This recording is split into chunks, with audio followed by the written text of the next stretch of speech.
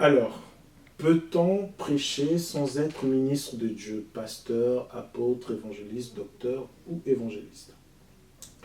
Très bonne question. Effectivement, plusieurs personnes pensent, d'aucuns pensent que c'est l'apanage des 10 ministres de Dieu, c'est-à-dire pasteur, prophète, apôtre, évangéliste, docteur, que c'est l'apanage juste de cette catégorie de personnes-là, la prédication. Non.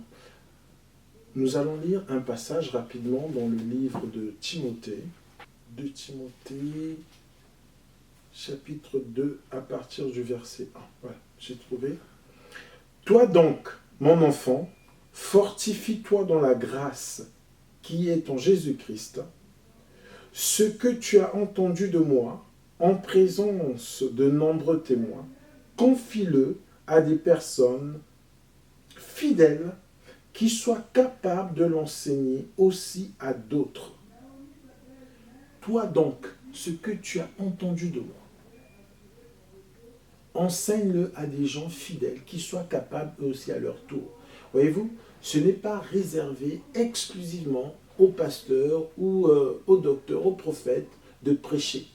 En réalité, tout enfant de Dieu, tout frère, toute sœur est capable d'apporter une exhortation, d'apporter une prédication, en tout cas de prêcher de la part du Seigneur. Le tout, c'est d'instruire, au travers de la parole de Dieu, les autres bien-aimés qui sont là.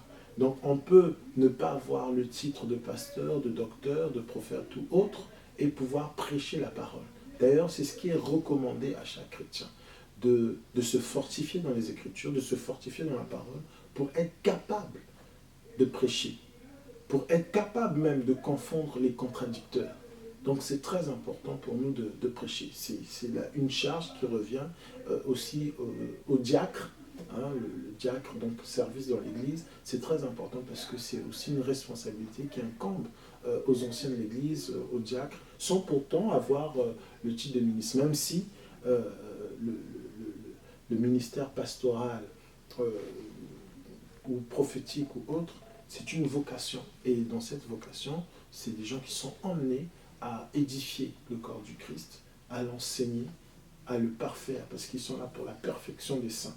Donc c'est une vocation, mais la prédication peut être apportée par un frère ou une sœur qui n'a pas forcément le titre de pasteur, prophète, évangéliste ou autre.